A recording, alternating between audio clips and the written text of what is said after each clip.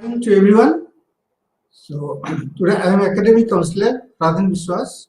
So today MMPH GJ2 Human Resource Management and Block 2. Today I have to discuss the Block 2, that is sourcing of HR. Sourcing of the HR. So there, let's see how many units are there, and then we have to uh, see the concept of the particular units and in detail. So in this block 2, there are sourcing of human resources.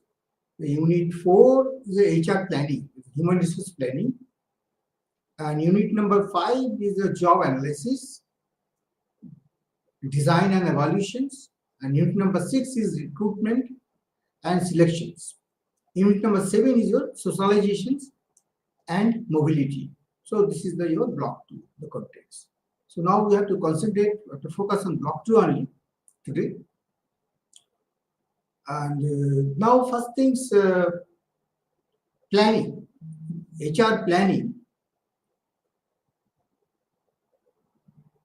As we know, planning is required because human intervention is required, because what are the automation, what about the machineries, everything is there.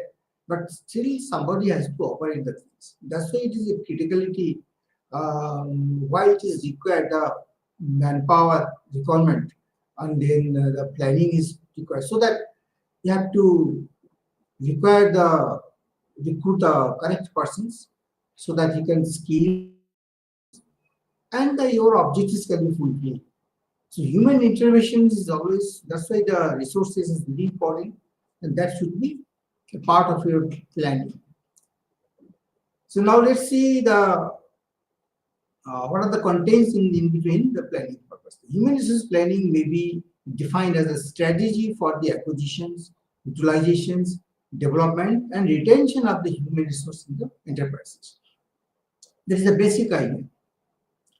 The objective is to provide the right human, as I say, the sources for the right work, and optimum utilizations of the existing human resources. You have to utilize the manpower also.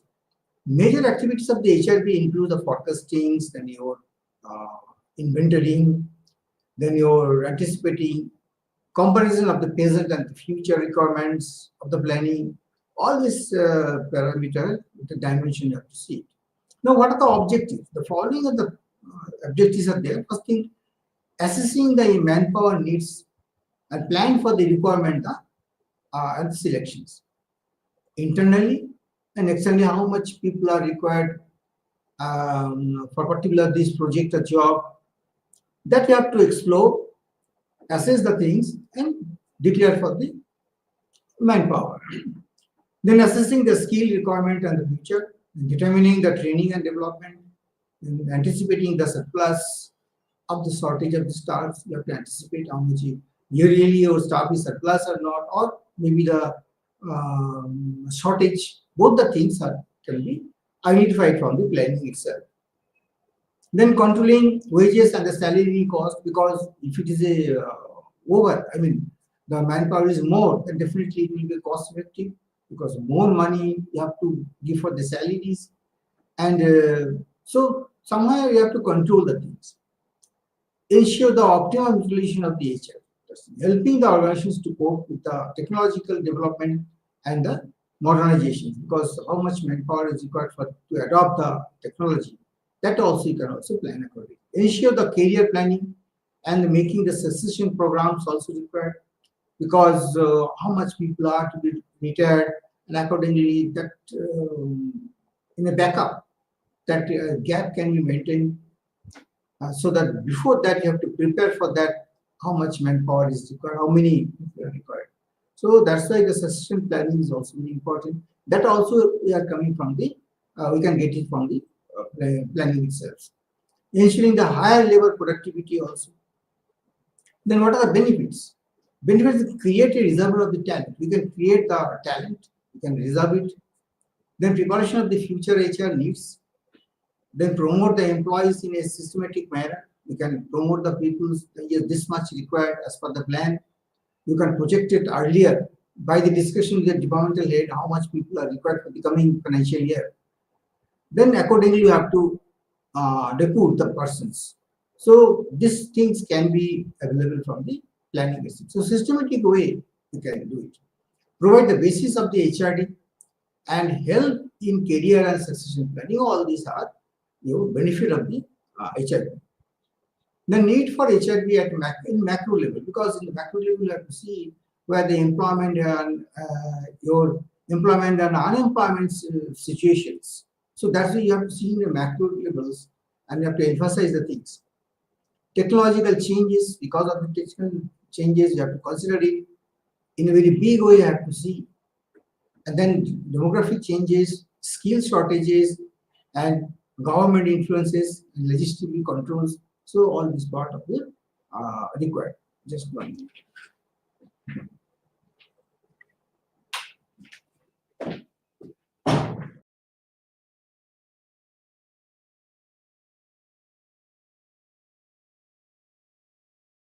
Your legislative controls, all are the need for the, you would see in a macro level condition that you have to see it.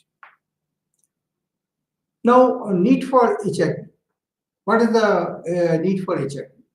So that is the impact on pressure groups, then your systems concept and lead time. During the lead time, then how many, what the way you can plan it. Ultimately, human should not be in ideally in a standalone conditions. Always have to accelerate the things in active manners. So that all these things have to consider it. That's the need for the HRD.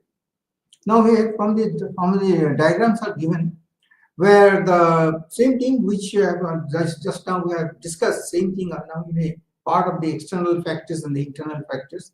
External factors where the government policies, then your level of economic development, business environment, and your level of technology, then your international factors is all are your things are there. Now in internal part is there are policies and the strategies of the company. Then and even in the practices, what are the practices are there? HR policy and the company, then your formal and informal groups, job analysis, time horizons, type of quality informations, and finally the trade unions. So all are internal factors for the determinants of the HR. So because when you are preparing for the planning, HR planning, definitely you have to understand, you have to see the what are the determinants of these things. So particularly this area, segmented area, you have to work out. I mean, you have to focus on these things. Then external factor, same thing, just what in the diagram, same thing is repeated. So I can now skip these things. Now see the level, national, sectorial, industrial, and unit levels. There are so many levels are there. It has to be carried out. Then national levels, HRP is successive 5 years plans, and sectoral levels basically in the government, central and the state levels, where industrial sectors, agricultural sectors, etc. You have to plan for these things. Then industrial levels, unit levels also. There are plant levels, departmental levels, division levels. Further, this unit level are again bifurcated in different levels. Now, HR planning process. In this process, you have to first things assessing the human resource, then demand forecastings, supply forecastings, matching the demand and supply, action plans. So all are the steps. The processing of the planning, you have to prepare in the mind what are the steps and the process. And all the process are sequentially, means one after one. First you assess the things, then after that demand forecasting, supply forecasting, and match both the things. Where if any gaps are there in the supply and demand, that has to be modified and to see how best you can do it. Now focus. To focus on some of these steps. First things, talent inventory to assess the current human resources and analysis how they can be used currently. Forecast should be predicted future HR requirements, skills, requirement, and the labor supply. Another focus area that is up to enlarge the pool of people qualified to fill the vacancies through various methods. That is one of the focus. What the way you can pull out the different talent peoples to attract your things. Review and the monitoring to provide the feedback on the overall effectiveness of the HIP. So that is also required. Review time to time review is important. Now the major stages of the HRP are as follows. What are the different stages? Analyzing the operational plan, then human resource demand, your things, estimating the future, then manpower gaps, depending upon the requirement, human resources having the desire to come up with the existing surplus, human resources having the desired skills are matched. If not found, then strategies, because these are very important. Manpower gaps are very important. Then successfully you can plan things. Supply forecast is another aspect. This is on the existing HR inventory and the demand forecast. The supply forecast has to be carried out, and subsequent sections. Then quantitative approaches. Now we are talking about the approaches, how to, and the demand forecasting purposes. What are the approaches? One approach is your quantitative approaches, and then another is qualitative approaches. So quantitative approaches where again basically it is involved in your statistical and the mathematical techniques. This is a trend, and apart from that, the trend analysis, modeling, multiple productive techniques, as well.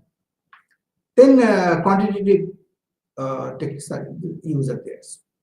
Now, some of the steps are there for the trend analysis. There are some of the steps. First steps: select an appropriate business factor. Then this should be the best available predictor. Second is plot a historical trend of the business. And third is you compare the productivity ratio for at least at least 5 years. You have to see. And fourth is you calculate the human resources demand by dividing the business factors and the productivity ratio. What are the productivity ratio and the business factor? You have to divide it. This is the way you can also derive the your human resource demand. Finally, the project human resource demand out of the target area. Firstly, you have to target area based on the, you have to do it. Now, multiple predictive techniques. There are so many techniques are there in the qualitative approaches. Earlier we have discussed the quantitative, now qualitative approaches, where the expert forecasts, Delphi techniques. That means basically you have to take a feedback or view from the expert peoples. So that is the technique of their workforce analysis is another important. You have to see existing workforce, their skill, their educations, and how much are utilization of things, and from where you can get it, the workforce. So all this analysis you have to do it. Then workload analysis is another aspect is there. Though should be equity, I mean everybody should have equal loading depending on their responsibility. So workload analysis is also important. And finally your job analysis, because this is a basic criteria, because without job analysis you cannot describe the descriptions of the job and your specification of the job. It cannot be derived from this until and unless you are not doing the job analysis. So job analysis is a prime requirement. So there are normally two sources of supply, internal and external sources there, that also you have to consider as a supply demand ratio. Responsibilities of the human resource department in respect of HR plan. Assist and the council operating managers to plan, set up the objectives.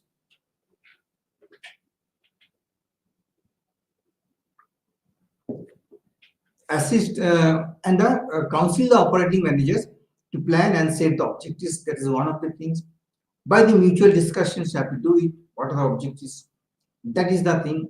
Then collect and summarize the manpower data, keeping long-term objectives and broad organizational interest in mind. So, this is some of the responsibilities for the human resource department, and these are the things that are there. So, then another aspect is the monitor and the measure the performance against the plan, and keep top management informed, because whatever the things are there, that has to be informed to top management also, or in turn you have to involve the top management. That is a very requirement. Provide the proper research base and effective manpower of the organization planning. So all this part is that. Now, the main problems in the process of the HRP are as follows. Some of the problems we have to see in analysis. So HRP is entirely dependent on the HR forecasting and the supply. That is one of the part is there. Sometimes the missed data, I mean the information may not be correct. So in chances of inaccuracies. Another area is problem area is employee resistance, because any new things, the employees can be react. The resistance will come from because of their union feelings and they by the HRP. So workload increases, sometimes they may resist the process. So that is one of the problem area to be considered in the mind. Uncertainties. That is also it means labor absenteeisms, labor turnover, then your seasonal employment, technological changes, market in fluctuations, and these are all the uncertainties. Then inefficient information systems.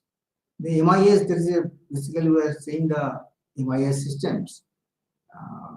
That MIS sometimes managing information systems should be efficient. System should be there. So that is sometimes maybe because of that the communication systems can be distorted. We're not getting the correct information in right times, or so that's why the HRSI is important. Human resource information systems are required, very important. Time and expenses. HRP is time consuming and expensive exercise of theirs. So that is all of the problem areas has been defined. Now, few guidelines to improve, how to improve the things. There are some of the things are effective. For effective HR planning, what to do? The guidelines to improve so that it could be effective HRP process. Then your tailor-made HRP, this is what should be the balance with the corporate objectives. What are the objectives you have set it? That has to be balanced with your HRP planning. Appropriate time. The period of HRP process should be appropriate to the needs and the circumstances of the organizations. Then educate organizations. Then your top management support. As I said, top management support is important when you are any planning in this process. Through this, during the process, management involvement, the support, the commitment is also required. Participation. HRP will be successful if the organization is participating from all levels. Participation is very important. From the labor, the unions, and all the section and department head should come in meeting and give ideas and give informations are required. So participation is one of the important. Information systems to be strong enough, it should be adequate system, database should be there. Then balanced focus, the quantity and the quality should be stressed in a balanced manner. Then job analysis. Now coming to job analysis. As I said, this is a prime requirement. So where you can indicate the training needs, put together the work groups of the teams, provide the informations and the conduct the salary systems survey also, provide a basis for the determining the section selecting plan, provide a basis for the putting the together requirements. So all are the objectives of the analysis. And plus add on some of the more objectives are there, physical needs for the various positions, then your input for the organizational analysis. I mean, from your job analysis, you can get the input for the further so many studies. Strategic planning also you can do it based on your job analysis. Is also input. Then your basis of the coordinating the safety concerns also. And job analysis should collect the information in the following areas. From which are the areas are there, you have to collect the information. That is one of the areas, duties and the tasks. That is one of the things. Environment is another area. Environment has a significant impact on the physical requirements to be able to perform the jobs, because the way he is working, their culture, their mindset of the people's behavioral science part is also there. So the job analysis or the environment is very important. Then your tools and equipment is another aspect. Is required. These items are mentioned job analysis, which are required to perform the certain tasks and duties such as the protective clothing. Then your relationships, because the supervision give and received, the relationships requirements is there, the knowledge requirement is there, another things, skills, abilities, is KSA, the knowledge and your skills and abilities. In short, this is a KSA. KSA is required to perform the things. Then your questions, because you have to survey and to collect the things. So some procedures are there. There's the interviews. You have to take some questionnaires. Through these questionnaires, you have to conduct some of the interviews and collect the informations. So questionnaires should be provide the following basic informations: what the job title and the job holders. You have to circulate all the questionnaires, your subordinates, the workers, and the employees, and take the feedback. Maybe by the interview directly, or you may structural questions are there. Some structured or unstructured questions will be there, where they can allow to give us some time to answer the things, and after that you can collect all the information. So there should be criteria for the questionnaires. That's why what are the jobs he is doing, he is happy or not, the title of the number of the staff reporting to job holders, brief description of the overall role, purpose, and so on. What are the duties doing? So interview basically to obtain the full flavor of the job. It is usually necessary to interview job holders. The aim of the interview is to obtain all the relevant facts about the jobs as listed in the section of the questionnaires to achieve the aim of the job analysis should be. So ultimately, it's a see that their job satisfactions. This is really the evaluation and the job evaluation part is done or not. So all feedback are required. What the logical sequence of the questions should be logical. Pin people down on what they actually do. Then ensure that the job holders is not allowed to get any of the vague or the inflated descriptions on his own or work. That also you have to ensure it.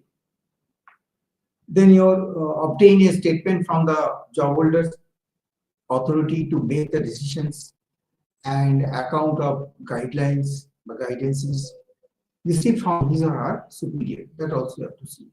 Statement you have to take it from the job holders. Then coming to job description and the job specifications. As I say, the job description and the job specifications are output of the analysis, because based on the job analysis, You can byproduct. You can say it is all a byproduct of the job analysis part. The job description is prepared on the basis of the data collected through the job analysis. Okay. And job description is a functional description of the contain what the job entails. Means description is basically where what type of job you have to do it, that are figured out. What is the specification is different thing, where you have to specify the things other way. So analysis the job descriptions is important. So, but in the case of specifications, it may be derived, which is a statement, because it is a statement of the skills. This much year of experience is required. Graduation, minimum graduation is required. So this is the way age. These all are the fixed, and the statement of the skills are specified. So some of these are the recruitment and the selection, training, the job evaluation, performance appraisals, and organization planning. These all are the uses basically for job descriptions. Now coming to job design. So it is actually process of deciding on the contents of a job in terms of its duties and the responsibilities. So design are basically based on the what type of duties and the responsibilities. Accordingly, job has to be fixed. So job designing techniques are divided in basically into two categories. That is one is your job rotations. Their job rotations basically shifting the jobs, the employees from one job to another job basically within the working groups. So it is designed as a, for example, for banking. If you enter in the bank, you see their cashier section there, inquiry, then after that, some officers are sitting there, they are doing their draft, some calculation. Finally, what are the check issuing or check receipt? I mean, and enter in the database and figure out. So there are different type of jobs in there. Now sometimes they are reshuffling the manpower. Those who are in the gas station, maybe the truck sessions. So truck station people can be again go back to the gas station. This is the way that some rotation is there, so that then everybody should have a better idea. So that all these things, in absence of anybody, can be done. So that is the basic idea of the things.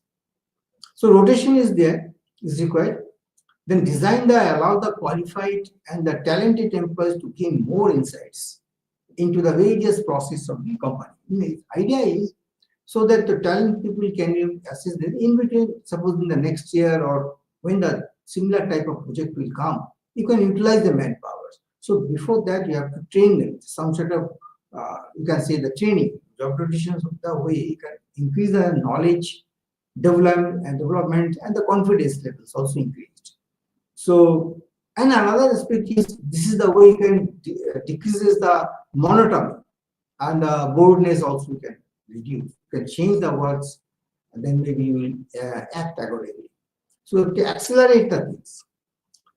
So increase the training and development cost also. So how about it? In this case, maybe the cost will be increased, but that is manageable, and that is a for the future investment purposes. Now, job enlargement is basically enlargement. That is a process of increasing the scope of a particular job. You have to just enlarging the things. The scope are expanding. So adding more tasks and the duties. Job enrichment is the procedure. It is increasing the responsibility of your employees, allowing the employees to set their own standards and the performance. That way we are enriching the people with the process. Basically, it is a procedure.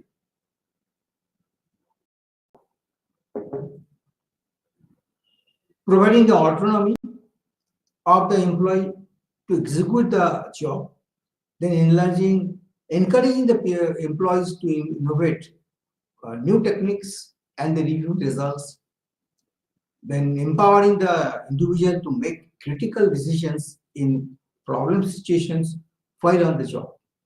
This is all are the beneficiaries of the things. Now, evaluations. It is also the role of evaluations. Uh, the aim of the measuring of the value of the job descriptions. That is also part of it. Responsibility, and then the process of the analysis and the assessment of the job to ascertain their worth in the systematic way. Then analysis of the assessment, the content of the job, and some international labor as per the things, the ILO, as we know. The job evaluations is basically to attain the determine and compare the demands which the normal performance of the particular job makes on the normal workers. That way the ILO has given a definitions. Another thing, the recruitment is the process of identifying the prospective employees, then stimulating and encouraging them to apply for a particular job. And it is positive actions as it involves inviting the people to apply. The purpose is to have an inventory of the eligible persons from among whom the proper selections of the most suitable persons can be made. This is one of the statement and definition also. Now, factors of the affecting the recruitment. What are the factors? That is like geographical factors and the employment conditions where the organization is located. That is one of the factors. Effects on past recruiting successions. Then policies. It is also vital because the policies of the organization, like the promotion policies, so that is only, it will affect the recruitment. If the policy is not good, there is no promotions, so vacancy will not create. So recruitment process will be hampered, may not be required for the recruitment. So something mixed things will be happening. Compensation and the benefits packages are also important because it will affect, sometimes the compensation packages are not attractive because of maybe the new entities. I mean, the talent people are not attractive, educated, skilled people are not attractive. So that's why compensation and benefit package are also to be considered. Otherwise, it will affect the recruitments. Then method of the recruitment can be put into three categories. There are three categories: one, direct methods, indirect methods, and third party methods. Here actually are talking about the recruitment process. There are three ways we can recruit the manpower. Selection process. It is the process of choosing the most suitable candidates out of many interest candidates. That is the process of selecting the best and the rejecting the rest. So right man for the right people, right jobs. The basic principle of the selection. Significance of the test. Now, test is required. Why it is a written test? What about the things? Because idea is to proper assessment and the objective assessment, then uniform basis, selection of the better persons, and the labor turnover reduced. So all are all these things are test through this test method. You have to select the pupils. Now here some of the successive hurdles are showing here. The selection procedures. For that, you see some preliminary interview is done. Maybe that time, maybe let it be 500 people are there. Then after, based on this interview, you can reduce the thing, application forms. Then something will be rejected. The rejection part is there. Then after that, some second round interview. Again, some of the rejections will be there, and balance will be carry on. That is the way you have to see. Then your testing, then your work history, you have to see. Then references. References is also important. Physical examinations, medical test, whatever it is. Then your slowly recommendations and can go to the higher authority. They have to uh, your interview with the supervisors and finally the employment. So applicants who get over one or more on the primary hurdles are sent for a physical examination. So there's a process there. As I shown the diagrams, same thing. Physical application service and then goes to the indication regarding the fitness purposes of the employee. So this is the way you have to carry on. Discover the existing disability is also important. Record thereof and which may be helpful later in the deciding the company's responsibility in the event of the workman's compensation claim.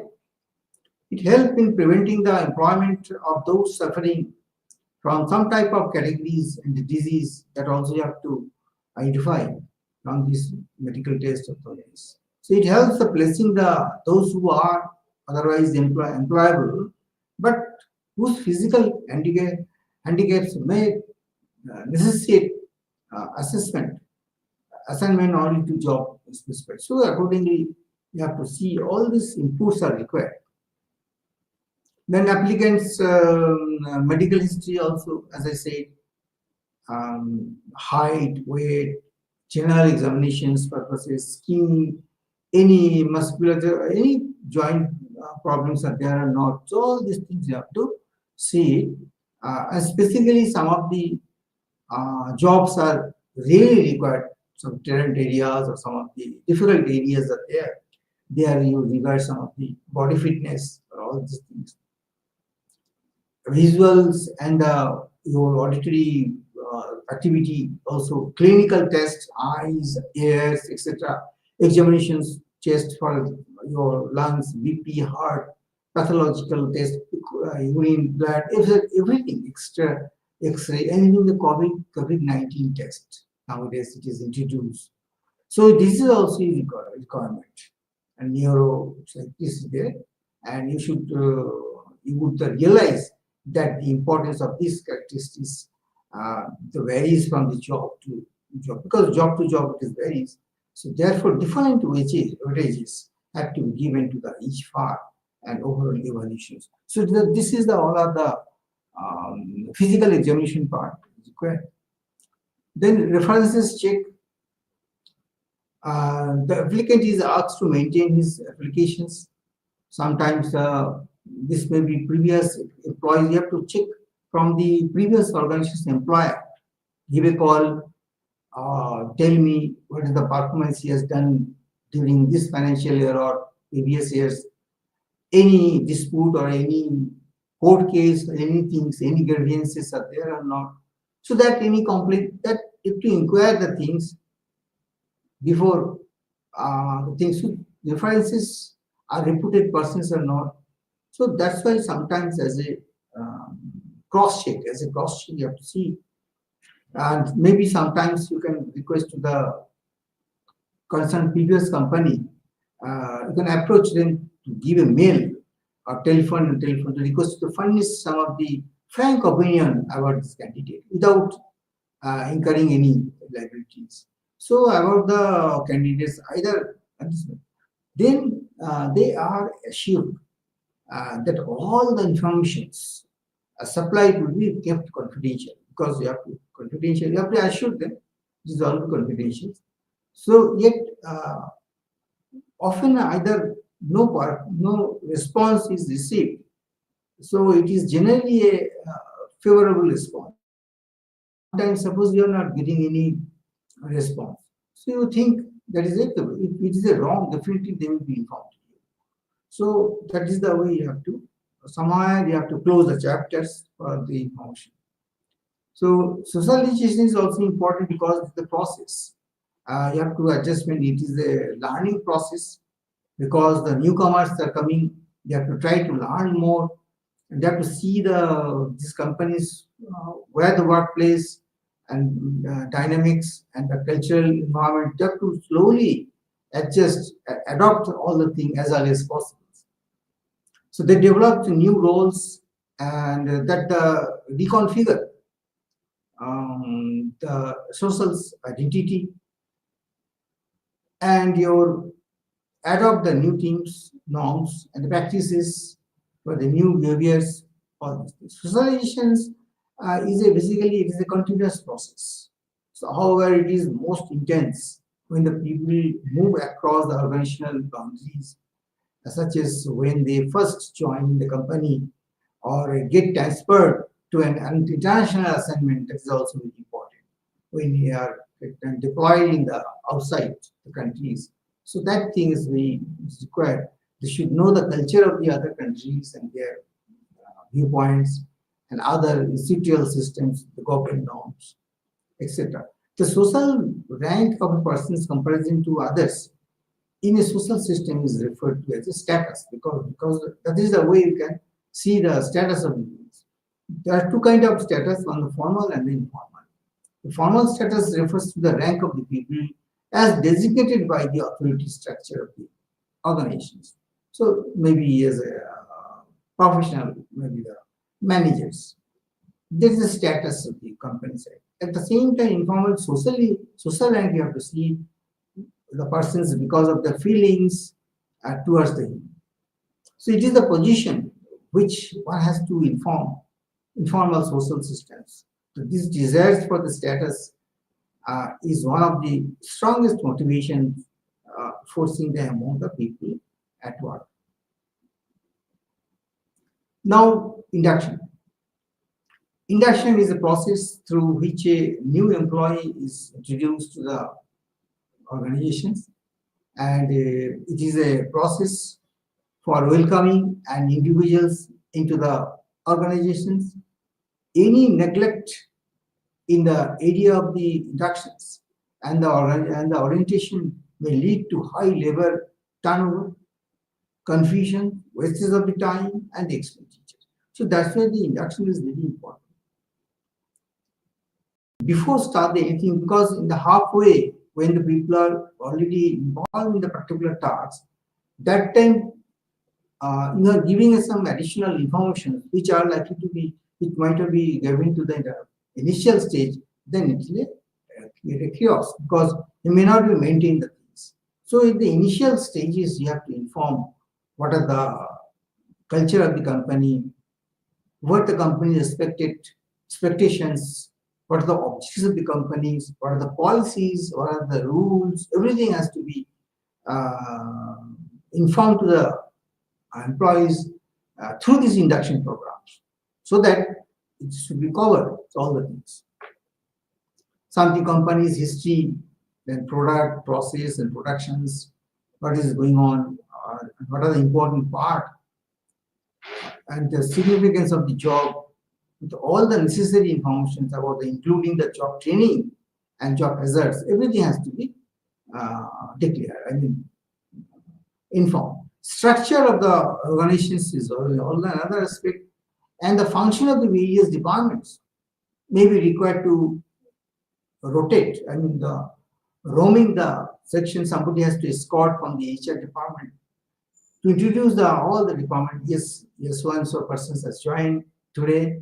So this is Mr. This and that, so that he can familiar with the things. Who is the departmental head, and some instructions are required so that in future, if any help required, he can go directly and take the start the meeting and a discussion same way. So that fair will be over, and introductions. So that's why the introduction is very much needed. So the nature policy, the information is important because the policy is very important, where everything are all the disease information is there. So what are the practices, objectives, regulations are there. Then terms and conditions of the service, what type you have to behave, the expectation of the company, then your amenities and the welfare facilities you have to discuss in the induction program.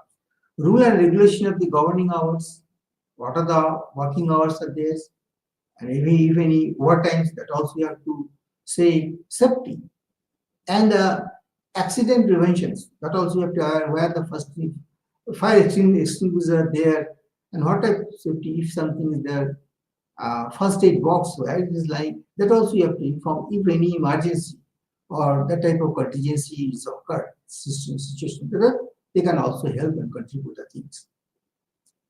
Then grievance procedures and the discipline handling is another aspect that also to be uh, noticed, also to be informed what type of grievances are acceptable. Social benefits and the recreation services, then your opportunities, where the opportunity in the company. If any cafeteria or any lunch areas, there also you can move and show them this is your lunch time and this is the lunch areas, this is cafeteria, this is the restroom. So everything you have to introduce to show everything. And if any promotional policy is there, which are very attractive, that also you have to inform to motivate the things, to motivate the employees initially. And what about the transfer schemes also, that also you have to see where the logic behind the transfer and after the benefit of the transfers, the transfer scheme, that also we have to explain. Not only say only transfer. In this word, lot of question mark is there. So, sometimes the employee will take it in another way because they have to see his own interest first, family, children's educations. So maybe he will be reluctant to go there in the transfer. He's not happy with this transfer. So logically, I have to say, in initial itself, the transfer is more, our target is for the promotion, higher responsibility, career path, career development path. That is the way you have to highlight the things, and that should be make it policy also. So then, so that they can take it as a not an as a frustrated, not in a distressed mind. They have to take it happily. They can go there in the transfer, and they can go there. Knows after 2 years or 3 years I will be a project manager or something. My position will be enhanced. So that things have to you have to motivate. You have to that mindset is required. You have to do this. Then suggestion, the schemes and satisfactions, job satisfactions are prime requirement. Now then, your HR managers, global placement is also important. Take up the global placements activity, which involves as managing the international relocations of the expertise, because those who are posting there and internationally they should know they have to manage the local systems, providing a various variety of the services for relocated employees. HR managers will generate the information about the employees, on-job related aspects, leadership skills, cultural openness, and adaptation. Language skills is another aspect. That attitude you have to develop. Then outplacement.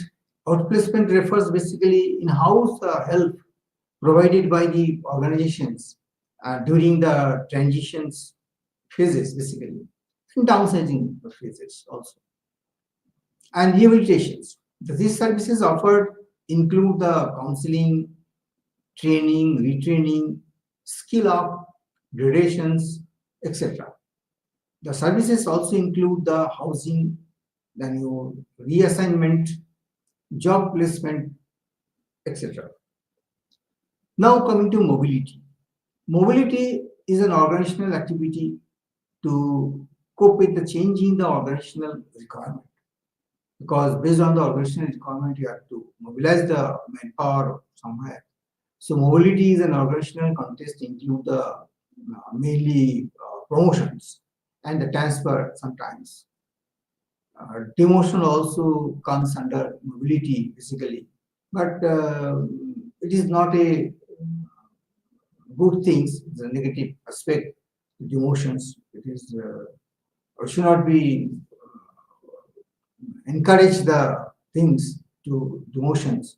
So first thing this is the extreme situation for the demotions. First things you have to warn, you have to give a counseling, give a time to notify the things.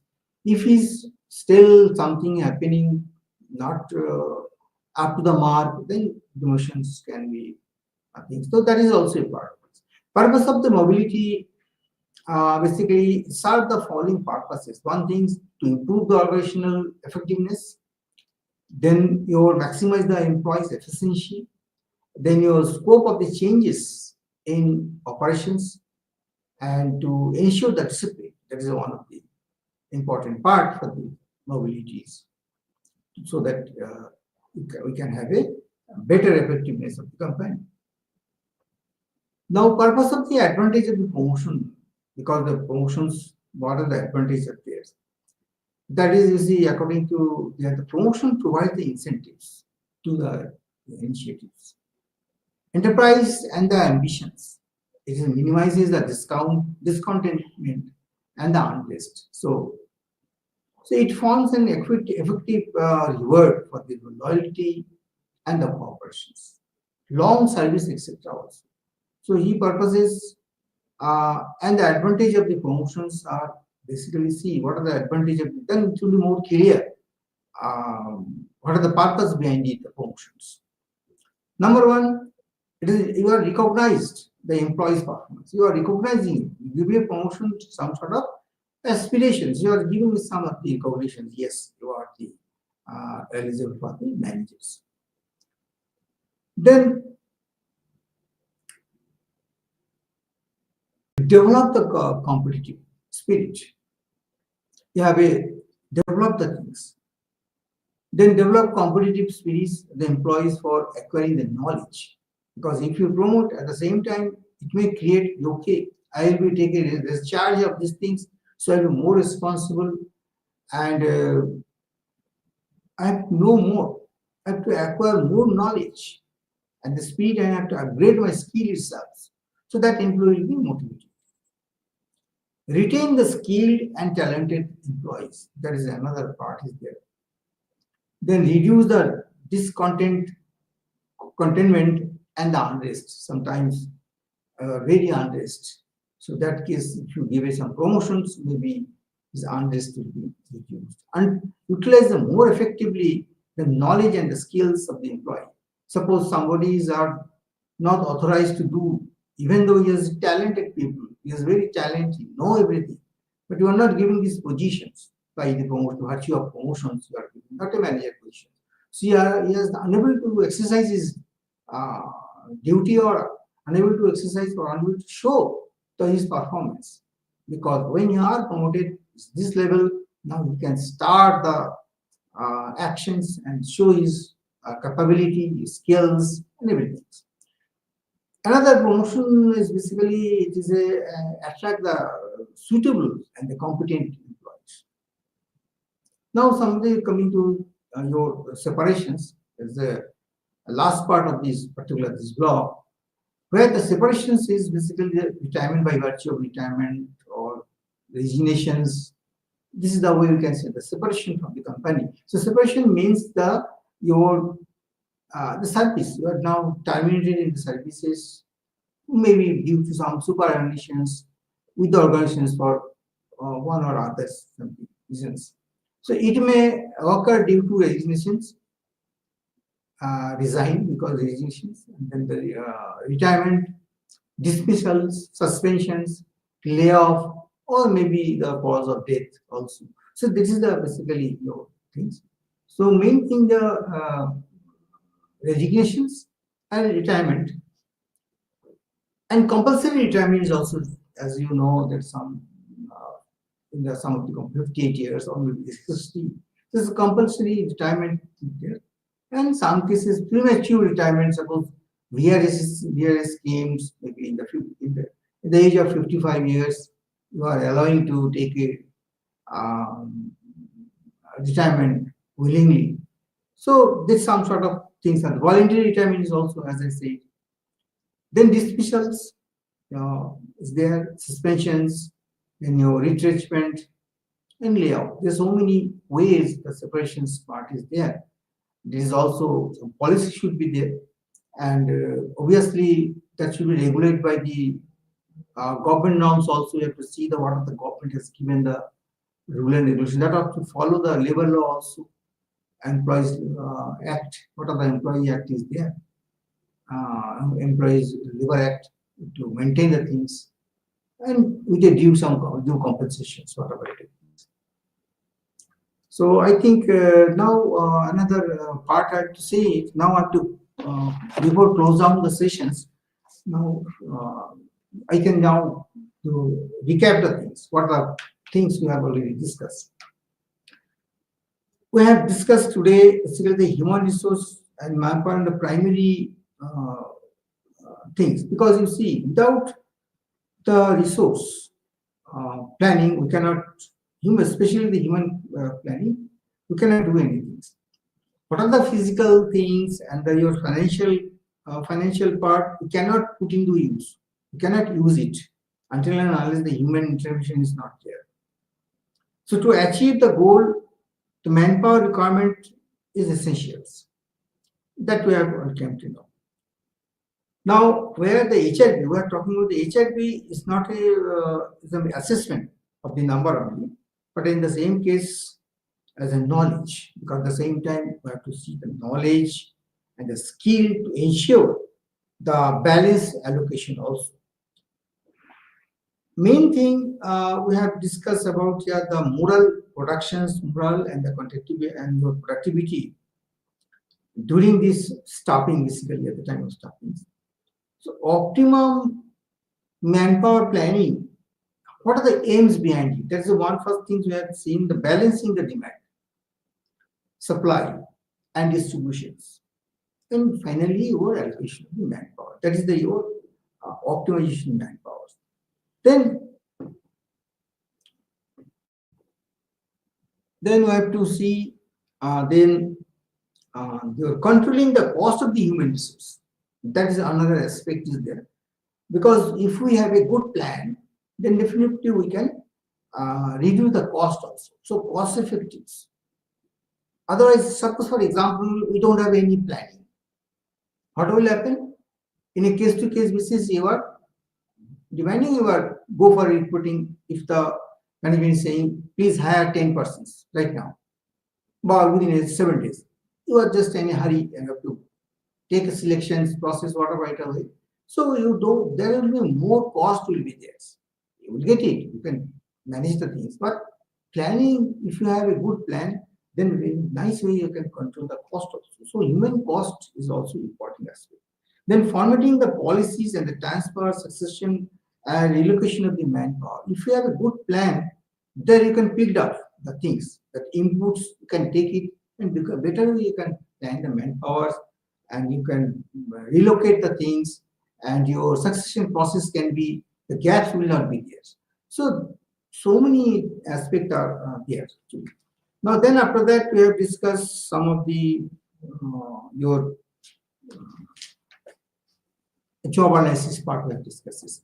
As we say, the job analysis is the part of the particular things. After that, the byproduct, we can say that then job description and job specification can be prepared very nicely. If you have a good job analysis, then you can have a prepare the things also, which are also required for your job purposes, so that you can have a good task and what balance you can maintain.